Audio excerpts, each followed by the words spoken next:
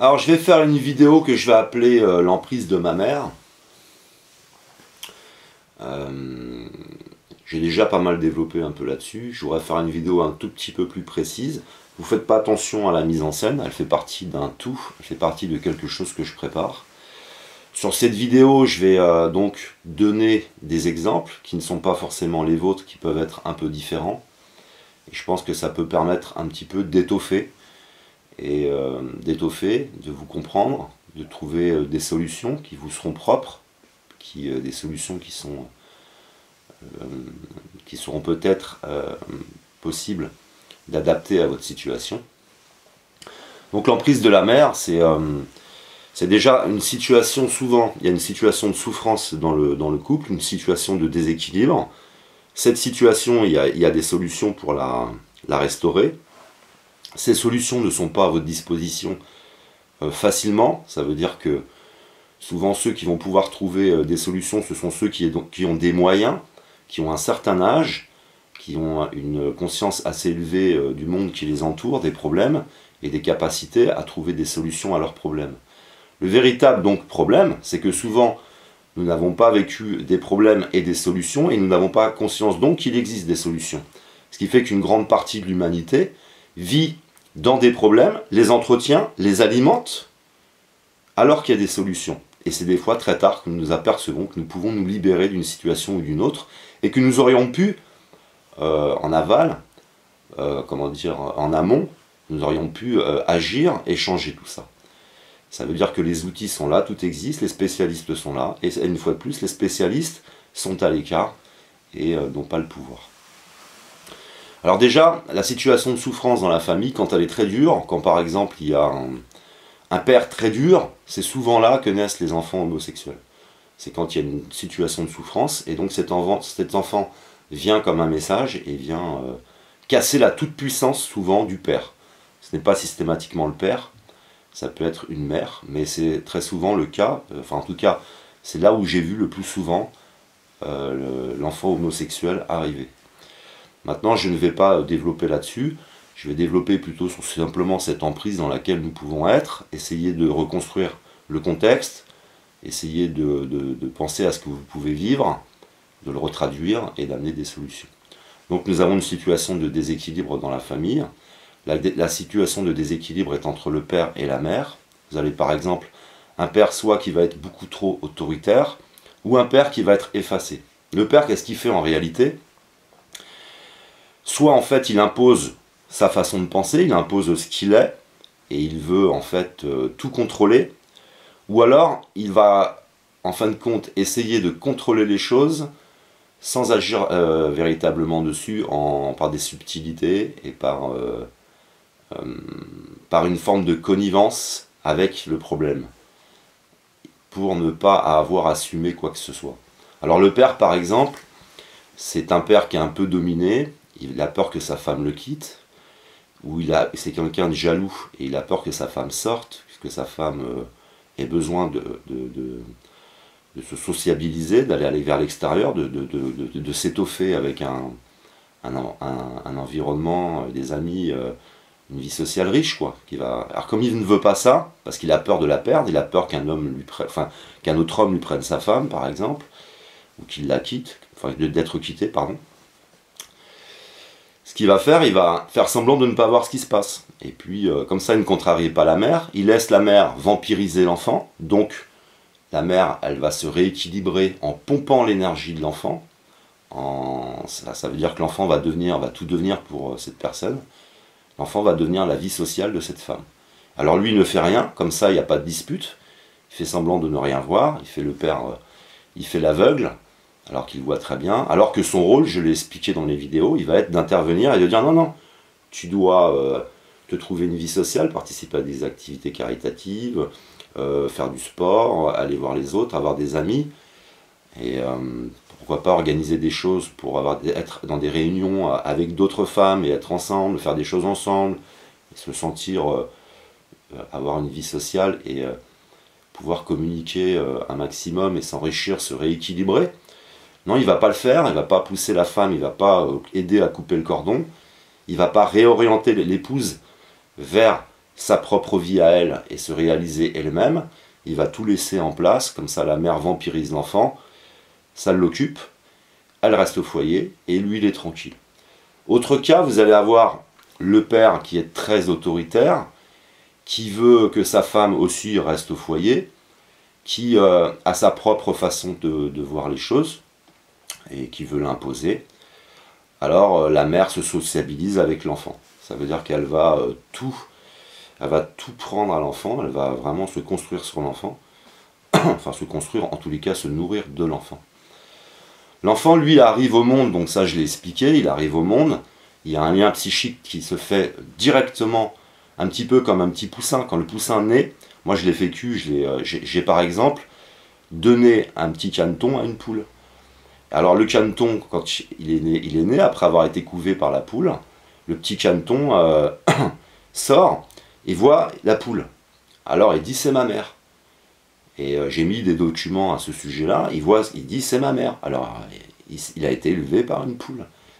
L'enfant c'est la même chose, il y a tout de suite un lien, il voit sa mère, il la sent, il a été dans son ventre, il y a un lien psychique, et il va complètement s'abandonner à sa mère. Donc ça veut dire qu'il est dans un aveuglement complet, et puis il ne possède pas une conscience assez élevée pour comprendre quoi que ce soit, donc il s'abandonne complètement, il se livre à sa mère, et c'est là que la mère va prendre ses responsabilités. Et comme c'est une nouvelle petite énergie qui vient au monde, dans un corps physique, un corps avec de la matière énergétique, c'est un autre petit être que nous avons pu réaliser ensemble parce que papa est une matière énergétique avec une énergie qui va se reproduire. Forcément, il faut bien une autre énergie avec une matière énergétique femelle, et ensemble ils vont se reproduire un petit être comme ça, avec une matière énergétique et une énergie à l'intérieur. Ce sont donc trois énergies distinctes, avec la particularité, des particularités dans l'ADN, parce que tout simplement, il est issu des deux. C'est tout. Mais ce petit être est une responsabilité. Et la responsabilité, c'est de le laisser naître une deuxième fois à l'extérieur, donc de développer toute une conscience, de développer une compréhension du monde, de développer tout un tas de choses au travers de tous ses sens, qui vont lui permettre donc d'agir après, plus tard, sur son environnement et de participer à cette société, de participer à combler des manques, de participer à réparer des choses, de participer à une évolution, à faire évoluer cette société complètement, librement. En ayant toujours un lien, c'est le lien familial, donc un lien qui n'est que psychologique. Ce n'est pas un devoir, ça doit être fait autour de l'amour, du bien-être et de l'envie de continuer à maintenir ce lien.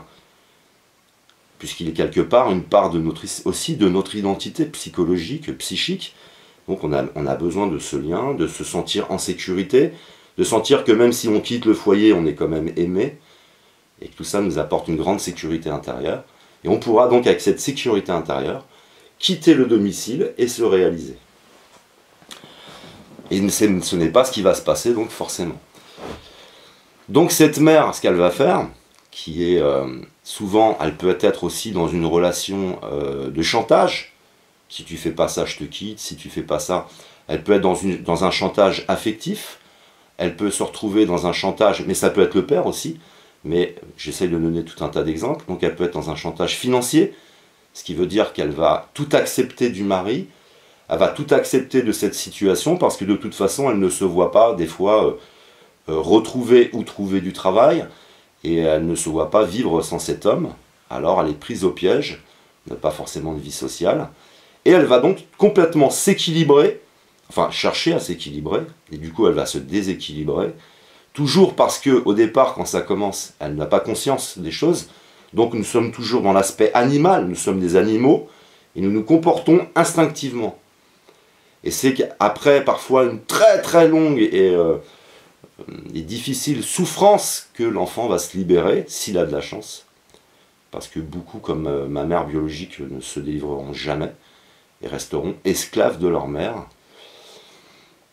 Donc je continue, donc elle va s'équilibrer sur l'enfant complètement, elle va le manipuler pour ne pas qu'il puisse comprendre, c'est-à-dire qu'elle va faire un transfert sur l'enfant en lui faisant à chaque fois comprendre que c'est lui qui est mauvais, parce qu'elle ne peut pas, d'une part, assumer ce qu'elle fait, elle a du mal à assumer ce qu'elle fait. Des fois, elle l'assume bien si c'est une perverse narcissique. Et parfois, ce sont simplement des femmes complètement déboussolées, complètement déséquilibrées, et qui peuvent invoquer des fois une souffrance, qui peuvent invoquer vers l'extérieur un besoin d'aide. Et ça, je l'ai vu. Mais ces personnes sont extrêmement rares. Je n'en ai pas vu beaucoup. Mais j'ai vu une femme un jour me dire « David, j'ai un problème avec ma fille. » Je lui fais des choses, pas qu'une fois d'ailleurs, plusieurs fois. Mais entre ressentir, entre culpabilité et le reste, il y a la grosse difficulté de faire le pas, de se remettre complètement en question, parce que tu dois complètement te remettre en question et laisser l'enfant partir avec cette sécurité.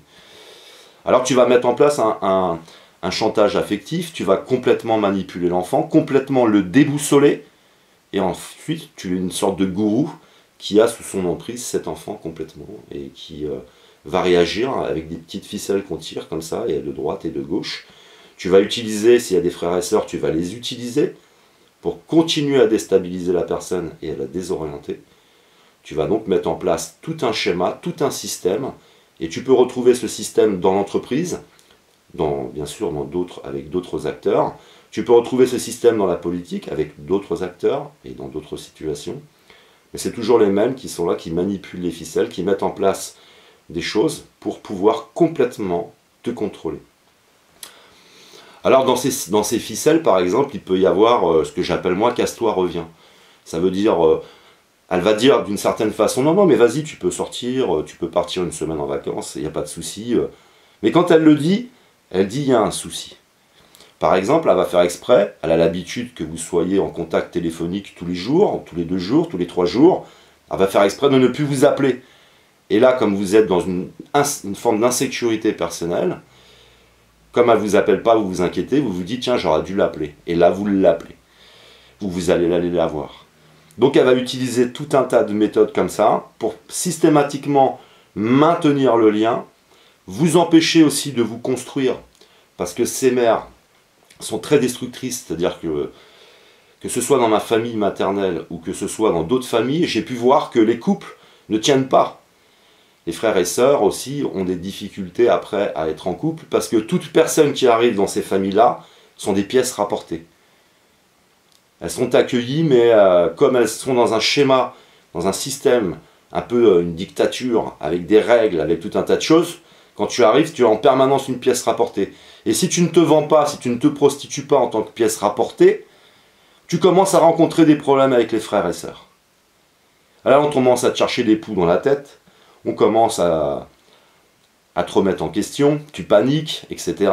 La situation devient invivable. Le mari ou la femme, qui est une pièce rapportée, au bout d'un moment, ne supporte plus tout ça et a besoin de se libérer de cette place, de cette nouvelle place qui ne lui convient pas. Et on a tout un tas de divorces à cause de ça et de personnes en souffrance à cause de ça. Donc elle va agir vraiment de toutes les manières, et vous avez donc une personne qui n'est pas capable, celui qui est manipulé, de se concentrer sur son soi, de se concentrer et de pousser vers l'extérieur pour exister, de pouvoir partir avec cette sécurité, et de pouvoir construire sa propre vie en équilibre. Parce que aider tes parents quand ils sont âgés, c'est une chose, mais aider tes parents quand ils ont encore l'âge d'aller aux toilettes tout seul, de pouvoir aller faire des sorties tout seul, là c'est autre chose, quoi. Alors tu es complètement sous l'emprise de cette mère qui te vampirise, qui te pompe ton énergie complètement, t'épuise. Alors, tu as tes enfants, tu as tes propres enfants peut-être parfois, tu essaies de t'installer, c'est compliqué parce que tu es dans un manque de confiance en toi, tu es dans un manque de sécurité intérieure, tu es en plus pompé de ton énergie, tu as du mal à te concentrer sur ton couple, tu as du mal, en plus tu as tes frères et sœurs qui peuvent venir alimenter, oui, ton mec ou ton... enfin bref, hein, vous connaissez la chanson. Alors tu ne peux plus t'occuper de tes enfants normalement, tu es complètement perturbé, tu commences à être faux avec tes propres enfants parce que tu n'as plus l'énergie, tu n'as plus la concentration, tu n'as pas le bien-être. Et tout ça a des conséquences et des conséquences sur la société tout entière. C'est-à-dire que ça n'a pas des conséquences que sur la famille, parce que ce sont des personnes qui vont... par exemple, tous ces tas de divorces qu'il peut y avoir à cause de ça, eh ben c'est tout un tas de logements qui sont occupés par des personnes célibataires. C'est tout un tas d'entreprises qui se voient avec des salariés qui s'en vont ou des salariés qui ne sont pas présents au travail qui en réalité ne sont pas bien. Donc les conséquences, elles se démultiplient. Ces femmes vont avoir des enfants, comme elles ne sont pas bien, parce que la mère les manipule. Elles vont manipuler l'enfant parce qu'elles culpabilisent de ne pas pouvoir s'en occuper, mais elles ne comprennent pas vraiment pourquoi, elles ne sont pas sûres de pouvoir trouver des solutions. Alors cet enfant va devenir un pervers narcissique, ça veut dire que pour obtenir l'attention dont il désire, pour obtenir les choses dont il a besoin, il va manipuler sa mère. Après, il va y avoir un manque de quelque chose, alors s'il y a un petit frère qui vient, il va y avoir une compétition entre les deux pour obtenir le peu qui peut rester. Ça va devenir encore des manipulateurs, parce que pour obtenir ces choses-là, ou en avoir plus que l'autre, il va falloir manipuler. Alors je vous laisse imaginer maintenant toutes les conséquences, comment ça peut se démultiplier derrière, et puis toutes les conséquences qu'il y a sur notre société.